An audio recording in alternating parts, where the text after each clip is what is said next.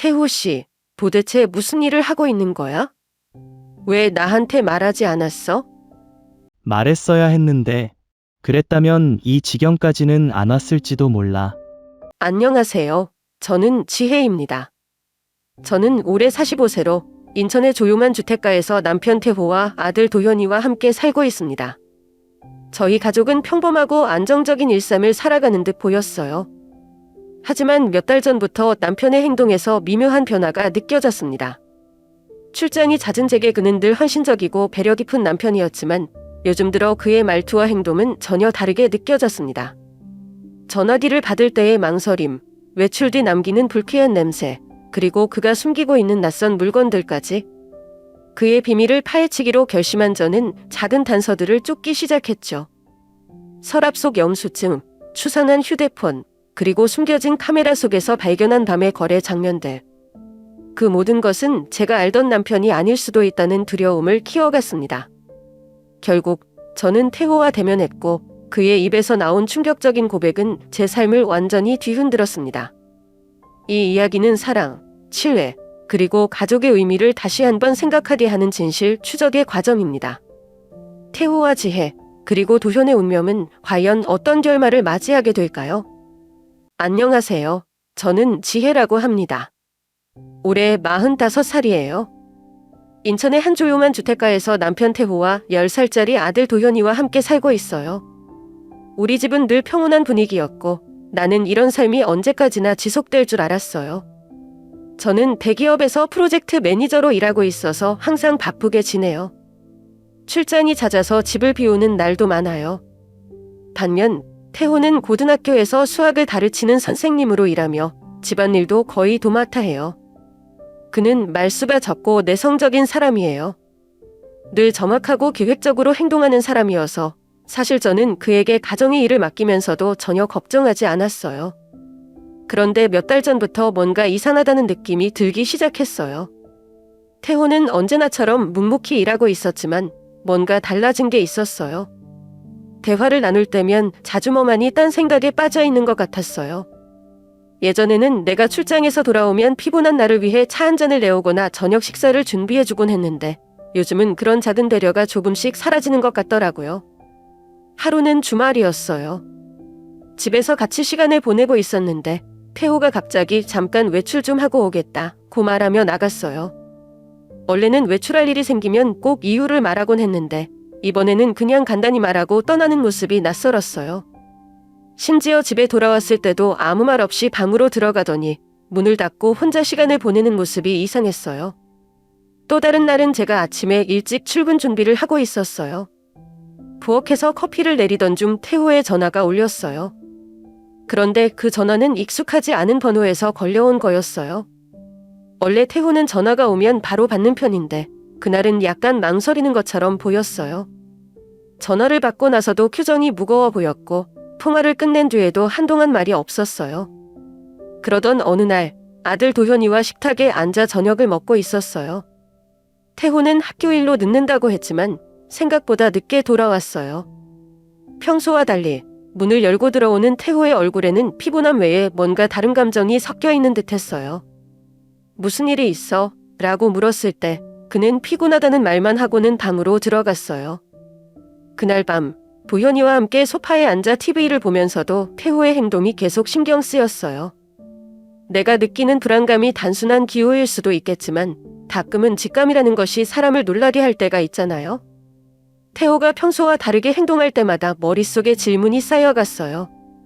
하지만 그 질문들을 꺼내기엔 무언가에 걸린 듯한 기분이 들어 차마 말을 꺼낼 수가 없었어요. 어쩌면 제 직업 때문인지도 몰라요. 프로젝트를 관리하다 보니 작은 변화나 징후에도 민감하게 반응하게 됐거든요. 그런데 이상하게도 집안에서 느끼는 이 변화는 그냥 지나칠 수가 없었어요. 태호는 왜 갑자기 이렇게 변한 걸까요?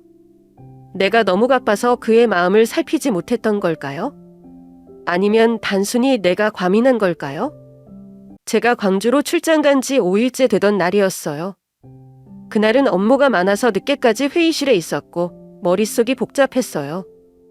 회의를 마치고 숙소로 돌아가는 길에 휴대폰에 메시지가 와 있었어요. 동네에서 알게 된 이웃 주민이 보낸 메시지였는데, 지혜 씨, 오늘 밤도 집에 불이 켜져 있던데요? 요즘 집에 사람이 없다고 들었는데 혹시 무슨 일 있으세요? 라는 내용이었어요. 처음에는 대수롭지 않게 넘기려고 했어요. 출장 중이고 도연이는 친정엄마 댁에서 지내고 있으니 집이 비어있다는 사실을 저도 잘 알고 있었거든요. 그래서 간단히 답장을 보냈어요. 아, 그렇군요. 아마 자동 조명 때문일 거예요. 그래도 알려주셔서 감사합니다. 라고요. 하지만 이웃의 메시지는 단순한 인사처럼 보이지 않았어요. 어떤 조심스러움과 염려가 느껴졌어요. 그날 밤, 저는 태호에게 전화를 걸었어요. 태호는 평소처럼 차분한 목소리로 전화를 받았고, 제 이야기를 듣더니 아마 내가 나가기 전에 불을 끄는 걸 깜빡했나 봐 라고 대답했어요. 그는 이 일을 대수롭지 않게 여기는 듯 했어요. 그러나 그의 말투 어딘가에서 어색함이 느껴졌어요. 원래라면 다음부터 주의할게 라고 하며 간단히 넘겼을 텐데 이날은 조금 길게 설명하려는 듯한 느낌이 들었어요. 자동 조명이 오래돼서 이상 작동할 수도 있으니까 돌아가면 한번 확인해보자 라는 말을 덧붙였어요. 전화를 끊고 나서도 저는 계속 머릿속이 복잡했어요. 단순한 조명 문제일 수도 있지만 이웃의 메시지가 떠오르며 그 장면이 반복적으로 떠올랐어요. 불이 켜진 집의 모습, 어둠 속에서 환하게 빛나는 창문, 그리고 그 집안에서 무엇인가 움직이고 있는 것 같은 이질적인 상상. 출장 중이어서 바쁜 스케줄 때문에 신경을 끄려 했지만 이상하게 마음 한구석이 놓아주질 않았어요. 회사 일이 바쁘면 잊힐 줄 알았는데 오히려 머릿속에 자꾸 떠오르는 게 더 괴로웠어요. 태호는 왜 그렇게 차분하게 넘어가려 했을까요? 정말 아무 일도 없었던 걸까요? 아니면 그가 뭔가 숨기고 있는 걸까요? 다음날 아침, 저는 도현이에게 전화를 걸었어요. 친정엄마와 잘 지내고 있는지 확인하려고요. 도현이는 해맑은 목소리로 잘 지내고 있다고 말했지만 이야기 중간에 저에게 뜬금없는 말을 했어요. 엄마, 어제 아빠가 우리 집에 갔다 왔대요. 라고요. 저는 순간 당황했어요. 태호는 출장 기간 동안 집에 들르지 않겠다고 했었거든요. 아빠가 왜 갔는지 물어봤어? 라고 물었더니 도현이는 그냥 잠깐 들른 거라고 했어. 무슨 일이 있었나 봐 라고 대답했어요. 도현이는 아무것도 모르는 듯 했지만 저의 마음은 점점 무거워졌어요. 왜 태호는 나에게 말하지 않고 집에 갔을까요? 그리고 왜 그것을 숨기려 했을까요? 출장이 끝날 때까지 저는 계속해서 이 의문들에 사로잡혀 있었어요. 머릿속에서는 여러 가지 가정이 떠올랐어요. 태호가 집에서 무엇을 했을까? 혹시 무언가 문제가 생긴 걸까? 아니면 그가 감추고 싶은 비밀이 있는 걸까? 돌아오는 비행기 안에서도 이 생각들은 계속 이어졌어요. 저는 한숨을 쉬며 창밖을 바라보았어요. 인천으로 돌아가면 이 모든 의문을 해결해야겠다고 결심했어요. 하지만 그 순간에도 뭔가 불길한 예감이 제 머릿속을 떠나지 않았어요. 출장을 마치지 않고 돌아가기로 한 건 정말 고민 끝에 내린 결정이었어요. 광주에서의 일정이 아직 많이 남아 있었지만 마음속 불안감을 이기지 못하고 모든 걸 접고 인천으로 향했어요. 아무에게도 알리지 않고 서둘러 집으로 돌아가기로 했어요. 태호에게조차도요. 인천에 도착했을 때는 이미 늦은 저녁이었어요. 택시에서 내려 조용한 동네를 걸어 집으로 향하는데 이상하게도 평소와는 다른 기운이 느껴졌어요.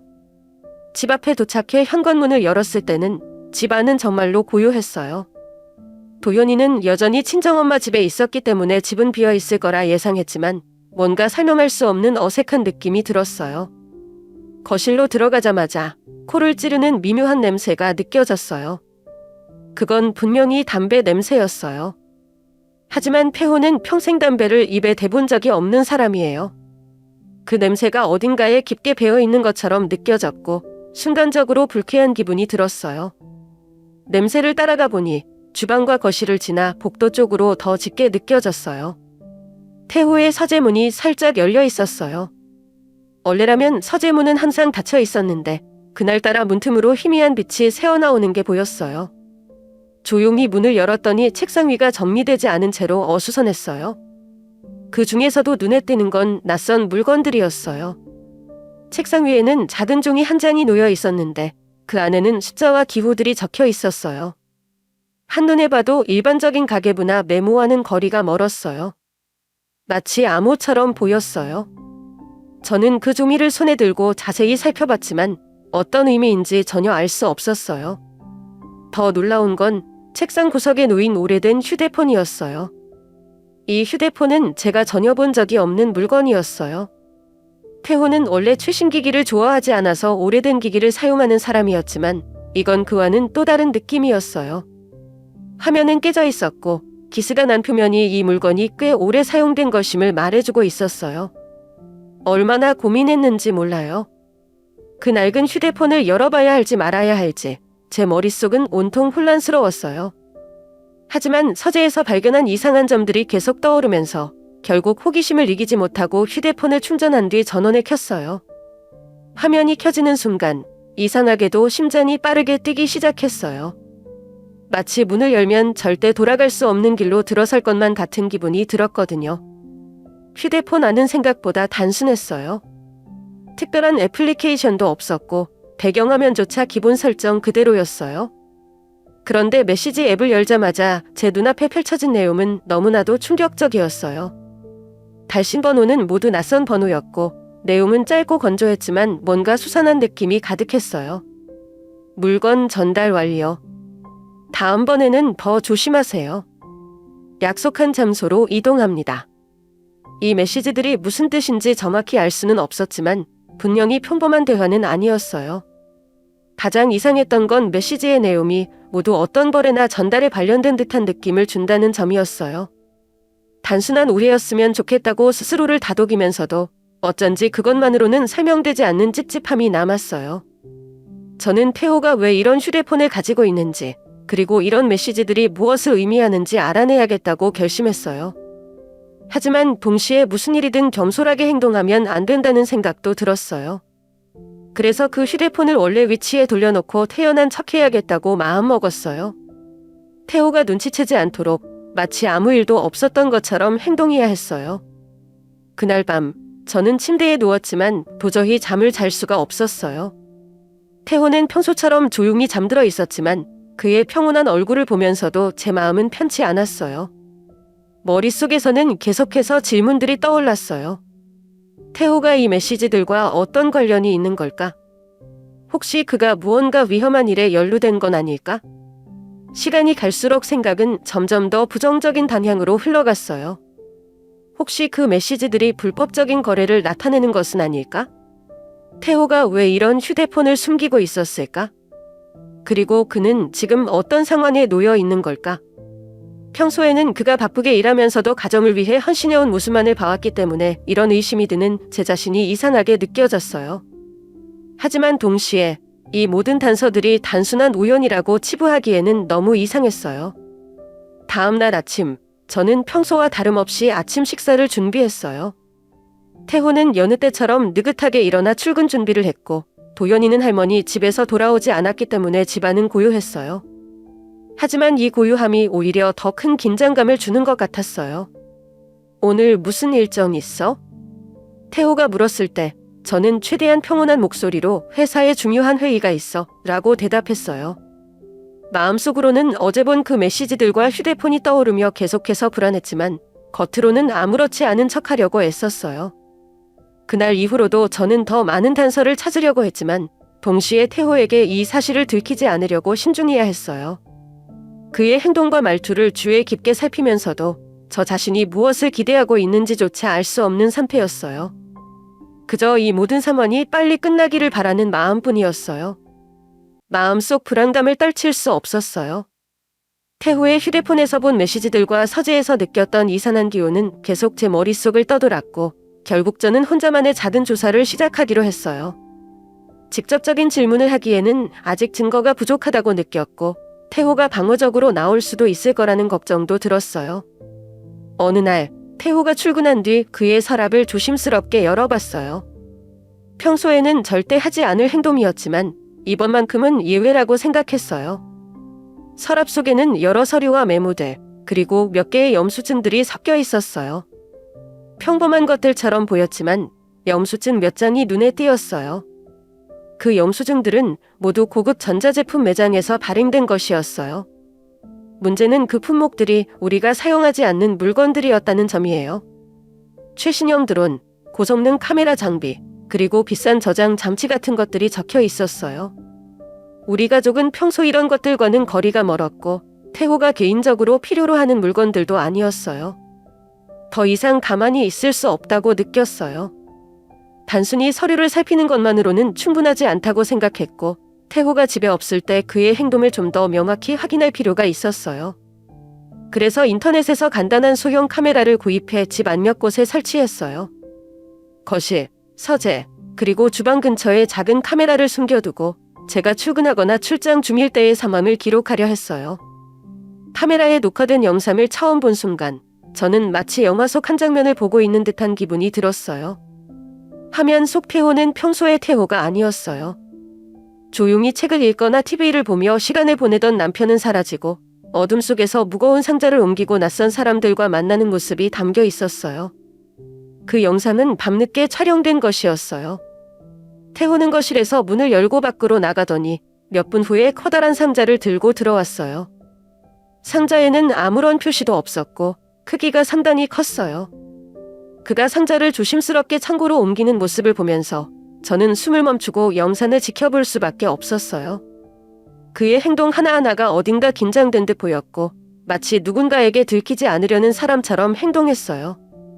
그날 밤 태호는 한 번으로 끝나지 않았어요. 시간이 조금 지나자 또 다른 인물이 집에 찾아왔어요. 카메라 속에서 그 사람은 얼굴을 마스크로 가리고 있었고 태호와 짧게 대화를 나눈 뒤 거실로 들어왔어요. 그 뒤로 또 다른 두 사람이 차례로 나타났고 거실은 마치 어떤 모임 장소처럼 변했어요. 그들은 거실 소파 근처에 작은 상자와 가방들을 내려놓고 뭔가를 교환하기 시작했어요. 태호가 그들과 뭔가를 주고받는 모습은 분명 단순한 지인들과의 만남이 아니었어요. 모든 행동이 빠르고 체계적이었고 마치 훈련된 듯한 모습이었어요. 그 장면을 보는 동안 제 마음속에서는 다양한 생각들이 떠올랐어요. 태호는 대체 왜 이런 행동을 하고 있는 걸까? 그가 이런 상황에 처한 이유는 무엇일까?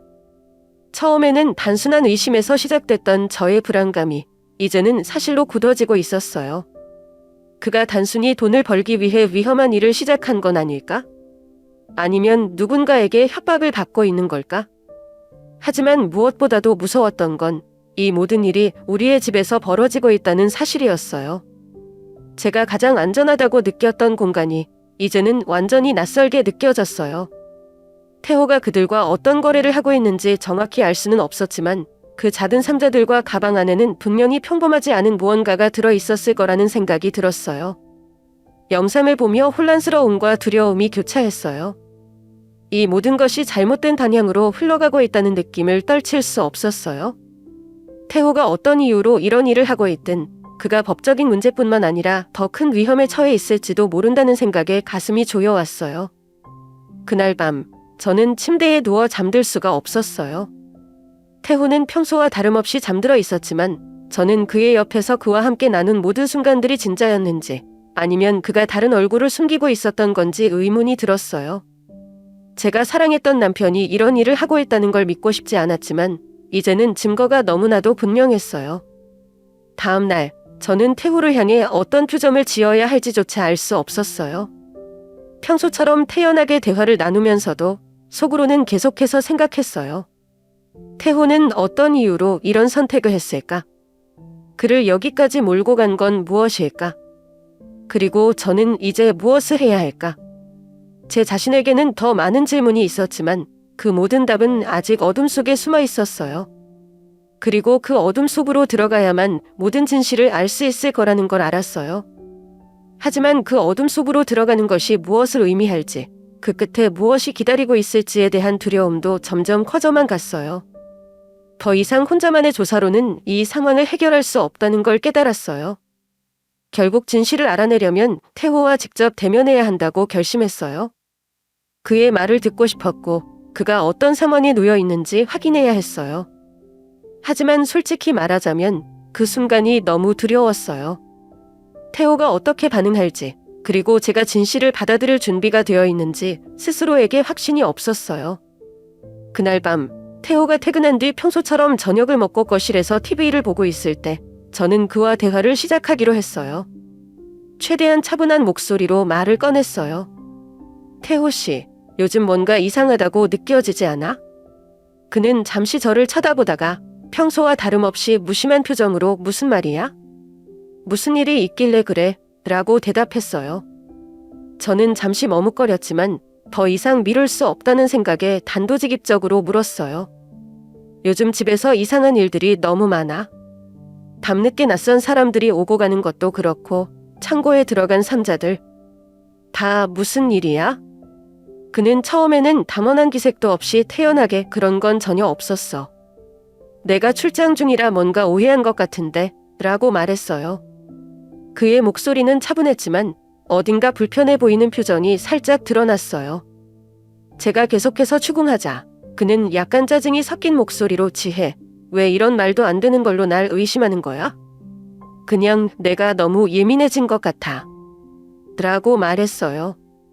그 말에 저는 잠시 흔들릴 뻔했지만 카메라에 녹화된 영상을 보여줘야 할 때라고 판단했어요. 노트북을 열고 녹화된 영상을 재생하기 시작했어요.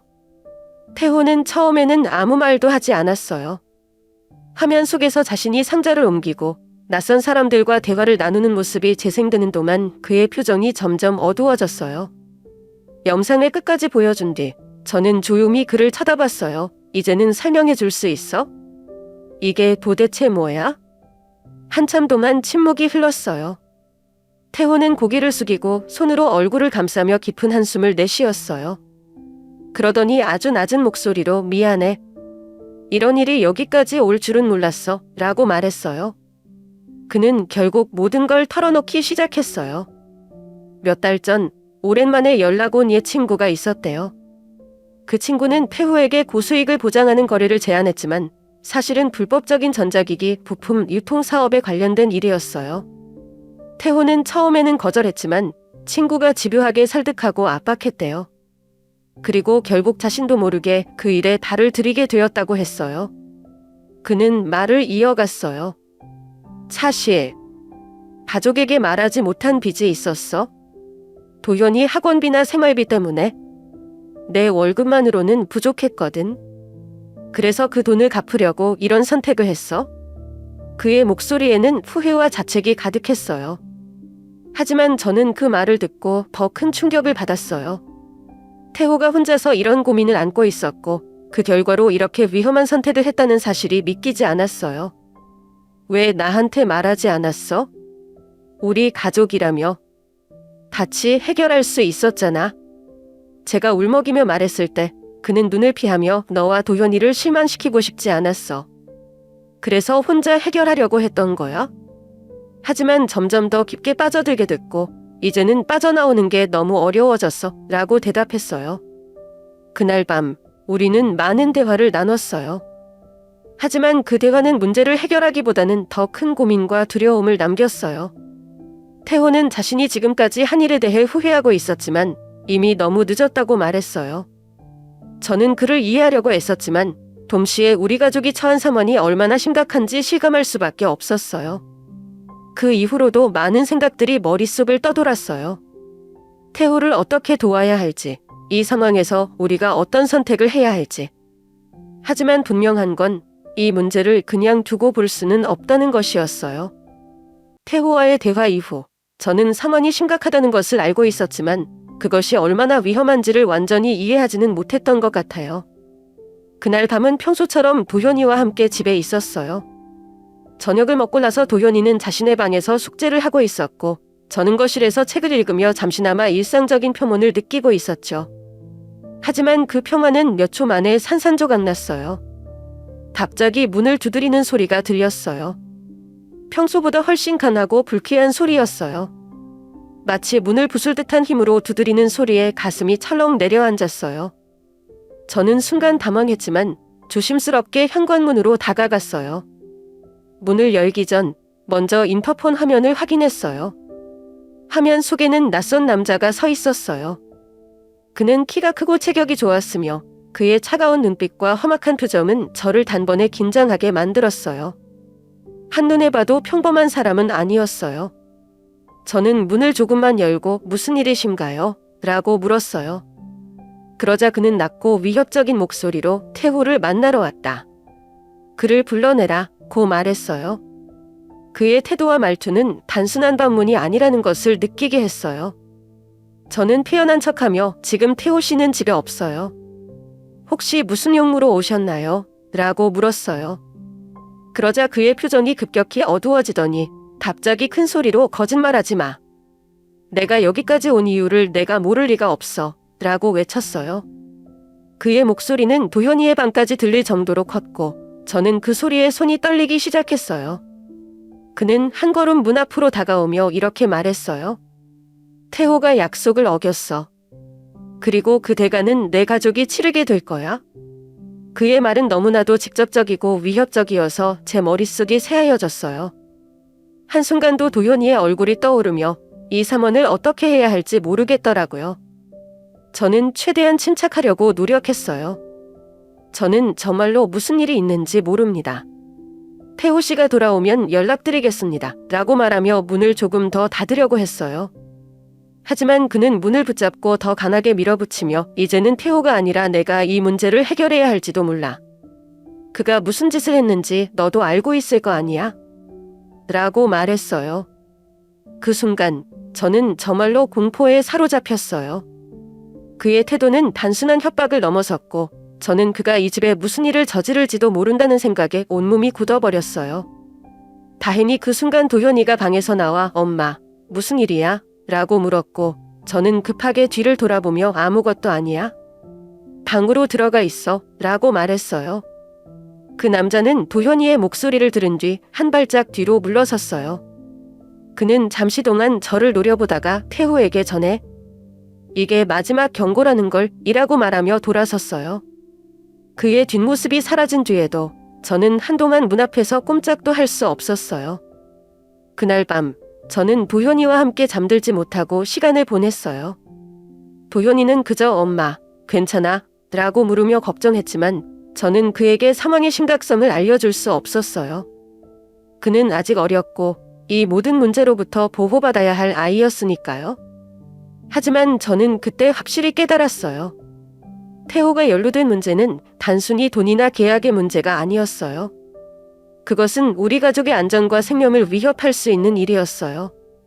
그리고 저는 이제 더 이상 방관자가 될 수 없다는 것을 알았어요. 태호와 다시 대화를 나누고 이 문제를 어떻게든 해결해야만 했어요. 우리 가족을 지키기 위해서라면 어떤 방법이든 찾아야 했어요. 그 이후로 저는 매 순간 문 밖의 소리에도 예민해졌고 낯선 번호로 오는 전화조차도 두려워졌어요. 우리의 일상이 조금씩 무너져 가고 있다는 사실을 느낄 수밖에 없었어요. 더 이상 혼자서 해결할 수 없다는 걸 깨달았어요.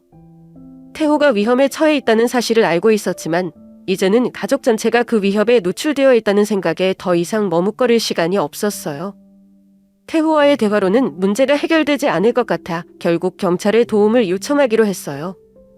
그날 아침 저는 카메라에 녹화된 영상과 태호의 휴대폰에서 발견한 메시지 기록을 정리해 경찰서를 방문했어요. 담당 형사는 처음에는 이런 종류의 신고를 많이 들어본 듯 침착하게 이야기를 들었어요. 하지만 제가 영상과 메시지를 보여주자 그의 표정이 조금 굳어졌어요. 그는 곧바로 사건을 조사해야겠다고 하며 상황이 생각보다 더 심각할 수 있다고 경고했어요. 경찰은 즉각적으로 태호와의 면담을 요청했어요. 그날 저녁 형사 2명이 우리 집으로 찾아왔고 태호는 처음에는 긴장된 얼굴로 그들을 맞이했어요. 하지만 경찰이 구체적인 증거와 삼원을 언급하자 그는 더 이상 숨길 수 없다는 걸 깨달은 듯 모든 걸 털어놓았어요. 태호의 이야기는 충격적이었어요. 그는 자신이 어떻게 불법 거래에 연루되었는지 그리고 그 관계를 끊으려고 시도했지만 점점 더 깊이 빠져들게 된 과정을 상세히 설명했어요.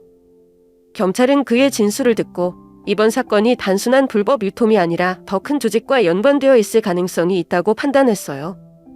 경찰의 조사가 시작된 지 하루가 지나지 않아 우리 집에 또 다른 충격적인 일이 벌어졌어요. 도현이가 학교에서 돌아오고 나서 얼마 지나지 않아 현관문 앞에 봉투 하나가 놓여 있었어요. 처음에는 단순한 우편물이라고 생각했지만 봉투 안을 열어본 순간 저는 숨이 멎을 뻔했어요. 봉투 안에는 도현이의 사진이 들어 있었어요. 사진 속에서 도현이는 학교 근처에서 찍힌 듯 했어요. 사진 아래에는 짧은 메시지가 적혀 있었어요. 입 다물고 가만히 있어? 그렇지 않으면 내 아들이 위험해질 거야? 그 순간 저는 다리에 힘이 풀려 그대로 주저앉았어요. 태호는 봉투를 보고 얼굴이 새하얗게 질렸고 도현이는 무슨 일이냐며 걱정스러운 눈으로 저를 바라봤어요. 저는 도현이를 안심시키려 했으며 아무렇지 않은 척했지만 속으로는 어떻게 해야 할지 몰라 혼란스러웠어요. 경찰에 이 사실을 바로 알렸어요. 경찰은 이 위협이 단순히 겁주기움일 수도 있지만 실제 위험 가능성도 배제할 수 없다고 했어요. 그들은 우리 가족의 안전을 위해 집 주변의 경비를 강화하고 조직에 대한 조사를 더 깊이 진행하기로 했어요. 하지만 그 말이 저에게 큰 위로가 되지는 않았어요. 이미 우리의 일상은 완전히 무너져 버린 상태였으니까요. 태호는 계속해서 자책했어요. 내가 왜 이런 선택을 했을까? 너희를 지키고 싶어서 시작했던 일이 결국 너희를 위험에 빠뜨리고 말았어. 그는 깊은 후회의 눈물로 자신의 잘못을 인정했어요. 하지만 지금은 그를 비난하거나 책임을 묻는 게 중요한 때가 아니었어요. 저는 도현이와 우리의 안전을 지키기 위해 냉정해야 했어요. 그날 밤, 저는 창문을 닫고 문을 몇 번이고 확인했어요. 도현이가 잠든 방 앞에서 한참 동안 서서 문틈으로 그의 평화로운 얼굴을 바라보며 이 모든 일이 무사히 끝나기를 기도했어요. 하지만 마음속 한편으로는 알 수 없는 두려움이 계속해서 저를 잠식했어요. 우리 가족의 안전이 단지 법적인 해결만으로 지켜질 수 있을지 확신할 수 없었기 때문이에요. 시간이 지나면서 경찰은 점점 조직의 실체에 가까워지고 있었지만 그들이 움직일수록 우리 가족을 향한 위협은 더 커지는 것처럼 느껴졌어요. 그리고 저는 이 상황이 단순한 법적 문제를 넘어 생존의 문제로 번졌다는 것을 확실히 깨달았어요. 이제는 단지 경찰에 의존하는 것만으로는 부족했어요. 우리는 스스로도 이 위협을 직면할 준비를 해야 했어요. 경찰의 노력 끝에 태호가 연루된 불법 유통조직이 드디어 체포되었어요. 그들이 체포되었다는 소식은 한편으로 안도감을 주었지만 이로 인해 모든 문제가 해결된 것은 아니었어요. 태호는 조직의 주요 인물은 아니었지만 부품 거래에 간접적으로 관여한 것이 드러나 결국 법의 심판을 받게 되었어요. 재판 과정에서 태호는 자신의 잘못을 모두 인정했어요. 그는 법정에서 제 가족을 위험에 빠뜨린 선택을 한 것을 평생 후회하며 살겠습니다. 라고 말하며 고개를 숙였어요. 그의 진심 어린 태도와 경찰의 협조한 점이 고려되어 집행유예 판결을 받았지만 그의 얼굴에는 안도감보다는 깊은 후회와 자책이 가득했어요. 그날 재판이 끝난 뒤 저는 태호와 마주 앉아 깊은 대화를 나눴어요. 그는 저를 똑바로 바라보며 이렇게 말했어요. 지혜, 정말 미안해. 내가 한 선택이 너와 도현이를 얼마나 힘들게 했는지 잘 알아? 하지만 나는 이제 내가 더 이상 나 때문에 고통받지 않길 바래. 저는 그 말을 들으며 오랜 고민 끝에 결정을 내렸어요. 태호와 잠시 거리를 두기로요. 물론 그를 완전히 떠난다는 의미는 아니었어요. 하지만 지금 우리 가족에게 가장 필요한 건 도현이를 안정시키고 무너진 일상을 되찾는 일이었어요. 태호는 그 자신도 치유의 시간이 필요했고 저는 도현이와 함께 삶을 다시 정리해야 했어요. 태호가 집을 떠난 뒤 저는 도현이와 함께 새로운 일상을 만들어가기 시작했어요. 처음에는 모든 것이 낯설고 불안했지만 도현이를 바라보며 힘을 내기로 결심했어요. 그의 어린 얼굴에는 여전히 밝은 웃음이 남아 있었고 저는 그 웃음을 지키는 것이 제 최우선 과제라는 걸 깨달았어요. 이 사건은 제게 단순히 하나의 시련이 아니라 많은 교훈을 남겼어요. 가족 간의 작은 변화나 이상한 점을 간과하지 말아야 한다는 것을 배웠어요. 태호의 행동에서 느꼈던 이상한 점들을 더 일찍 알아차리고 대처했다면 차원이 이렇게까지 나빠지지 않았을지도 몰라요. 그리고 또 한 가지 중요한 점은 진실이 항상 우리가 상상하는 것보다 더 복잡하고 무겁다는 사실이에요. 태호의 선택은 그 자체로 잘못된 것이었지만 그 선택 뒤에는 가족을 위한 그의 애정과 책임감이 있었다는 것도 부정할 수 없었어요. 그의 행동이 정당화될 수는 없지만 그 이유를 이해하려고 노력하는 것도 필요했어요. 시간이 지나면서 저는 점점 더 강해질 수 있었어요. 도현이와 함께 공원에서 산책을 하며 웃을 수 있는 날이 돌아왔고 저는 제 자신을 위해 작은 목표들을 세우기 시작했어요. 직장에서 더 많은 책임을 맡으며 일에 집중했고 도현이의 학교 활동에도 적극적으로 참여했어요. 태호와는 여전히 연락을 주고받았어요. 그는 자신의 행동을 반성하며 조금씩 새로운 삶을 만들어가고 있었어요. 도현이와의 관계도 천천히 회복되고 있었고 저는 언젠가 우리 가족이 다시 하나로 모일 수 있을 거라는 희망을 갖고 있었어요. 이 경험은 제 삶에서 가장 힘든 순간 중 하나였지만 동시에 가장 큰 성장이 일어난 시간이기도 했어요. 저는 가족의 의미, 그리고 스스로를 지키는 방법을 배웠고 이런 교훈들을 도현이에게도 전해주고 싶었어요. 앞으로 어떤 일이 닥칠지 모르겠지만 저는 이제 어떤 위협이 오더라도 이를 직면할 준비가 되어 있다고 느껴요. 삶은 늘 예기치 못한 방향으로 흘러가지만 그 속에서 강해질 수 있는 힘을 찾는 것이 중요하다는 것을 알게 되었어요. 그리고 가장 중요한 교훈은 사랑하는 사람들과의 관계에서 작은 변화나 이상한 점을 결코 간과하지 말라는 것이었어요. 가족은 서로의 지지대가 되어야 하며 그 지지대가 흔들릴 때 이를 바로잡는 것이 얼마나 중요한지 이번 경험을 통해 절실히 느꼈어요. 이 이야기는 제가 앞으로 평생 간직할 소중한 교훈으로 남을 거예요. 그리고 제가 겪었던 이 모든 일들이 언젠가는 더 나은 삶을 살아가는데 밑거름이 되리라 믿어요.